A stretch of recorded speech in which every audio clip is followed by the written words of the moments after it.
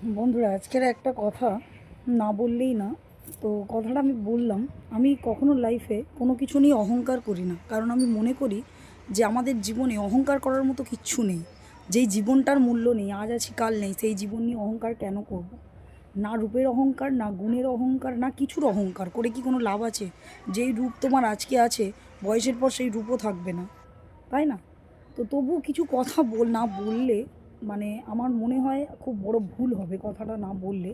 কথা বলছি এই কারণেই, পরশু আমার 100K সেলিব্রেশন লাইভ হয়েছে, আর তার সাথে আমার মেয়ের বার্থডে ছিল। সেটাও একটা সেলিব্রেশন আমি একসাথে ছোটোখাটো করেছি, কিছু বাচ্চাদের খাওয়ানো হয়েছে, আর আমার দোকানে যারা থাকে তাদের আমি মানে আমার সামর্থ্য অনুযায়ী আমি করে খাইয়েছি। তো আমাদের মানে আশেপাশের কিছু মানুষ আছে বা কিছু বাইরের মানুষ আশেপাশের, আমি তো নাম মেনশন করবো না কারণ আজকালকার যুগ বুঝতে পারছো। তো তারা আলোচনা করছে যে এমনি এমনি 100K হয়ে গেছে, দেখালে হবে না, কি হবে? তারা এই ধরনের কথা বলেছে। তো তাদের উদ্দেশ্যেই এই ভিডিওটা আমার, যে এই দেখিয়েও আমার 2 বছর লেগে গেল 100K মানে 100K পূরণ করার জন্য, দেখাবার পরেও। বুঝতে পেরেছো? তোমাদের কথা অনুযায়ী শুধু দেখালে হয় না। তোদের মতো মূর্খদের বলছি, শুধু দেখালে হয় না, বুঝেছিস? এখানে যে কতটা সময় নষ্ট করি, এখানে কতটা সময় নষ্ট দিই, সময় মানে দিই, তোদের কোনো আইডিয়া নেই। এই যে একটা আমার বাচ্চা মেয়ে, রাস্তার ধারে বাড়ি, এত চঞ্চল, আমার একার সংসার, বড় মেয়ে স্কুলে যায়, একটা দোকান আছে, তারপরেও সব কিছু সামলে আমি যে টাইমটা এখানে দিই না, সেই টাইমটার তোরা মানে তার তার সিকিভাগ তোরা টাইম দিস না। তোরা কী করিস? কোথাও একটু ঘুরতে গেলি, বাড়িতে আছিস, যা মানে যেভাবে আছিস, একটু শুধু ফোনটা ধরে রিলস করে দিলি। তোরা মনে করলি যে এতেই হয়তো আমরা ভাইরাল, বা এতেই আমাদের আমি যখন নতুন নতুন ভিডিও করতাম না, তখন আমার 10টা 20টা করে লাইক আসতো, 5টা 6টা করে।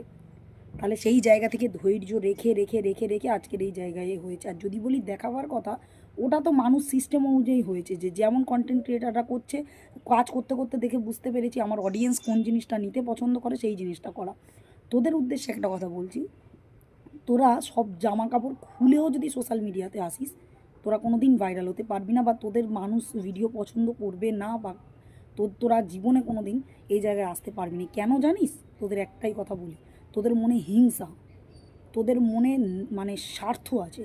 তোরা হিংসা নিয়ে চলাফেরা করিস, আর জীবনে যে হিংসা নিয়ে চলাফেরা করে না, সে কোনো দিন জীবনে বড় হতে পারে না।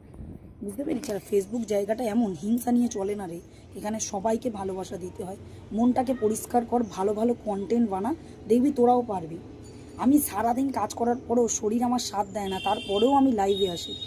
কাজ করতে করতে হাজার কাজের ব্যস্ততার মধ্যে দিয়েও আমি নিজের কন্টেন্ট বানাই, নিজের content time to time post করি। তোরাও কর।